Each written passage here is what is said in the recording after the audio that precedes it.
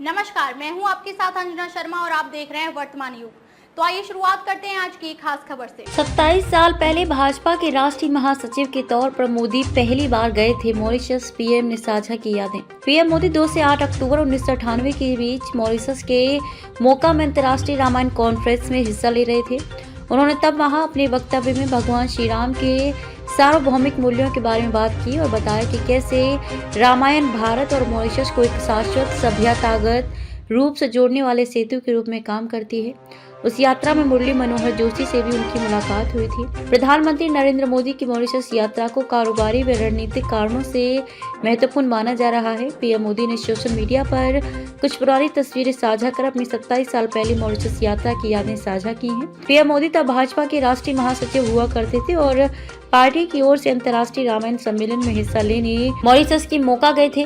PM Modi ने post में लिखा, भारत और मॉरिशस के बीच इतिहास, वन, संस्कृति, भाषा और हिंद महासागर का गहरा संबंध है। 1998 में जब वहां गया तो मिनी इंडिया में घर वापसी जैसा महसूस हुआ। एक सदी से भी पहले हमारे पूर्वज वहां मजदूर के तौर पर गए थे और अपने साथ तुलसीदास की श्री रामचरितमानस, हनुमान चालीसा और हिंदी भाषा लेकर गए थे। एक और रिश्ता है 27 साल पहले नरेंद्र मोदी की पहली मॉरिशस यात्रा। पीएम मोदी 2 से 8 अक्टूबर 1998 के बीच मॉरिशस के मोका में अंतर्राष्ट्रीय रामायण कॉन्फ्रेंस में हिस्सा ले रहे थे। उन्होंने तब वहां अपने वक्तव्य में भगवान श्री राम के सार्वभौमिक मूल्यों के बारे में बात की और बताया कि कैसे रामायण भारत और मॉरिशस को एक शाश्वत सभ्यतागत रूप से जोड़ने वाले सेतु के रूप में काम करती है। उस यात्रा में मुरली मनोहर जोशी से भी उनकी मुलाकात हुई थी। मॉरिशस में 12 मार्च को राष्ट्रीय दिवस मनाया जाता है। भारत और मॉरिशस के बीच समुद्री सुरक्षा, विकास, समझौता निर्माण में करीबी सहयोग है और लोगों के आपसी संबंध काफी मजबूत हैं। ये नजदीकी खासकर उन विकास परियोजनाओं में दिखती है जो भारत की मदद से मॉरिशस में बनाई गई हैं। भारत मॉरिशस का एक प्रमुख व्यापारिक भागीदार है। 2023-24 में मॉरिशस सिंगापुर के बाद भारत में विदेशी निवेश का दूसरे सबसे बड़ा स्रोत है।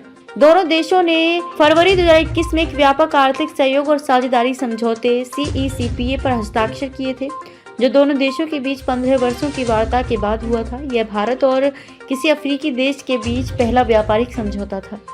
खबरों में अब तक के लिए बस इतना ही। फिर होगी आपसे मुलाकात कुछ ऐसी ही खास खबरों के साथ। तब तक के लिए नमस्कार और देखते रहिए वर्तमान युग।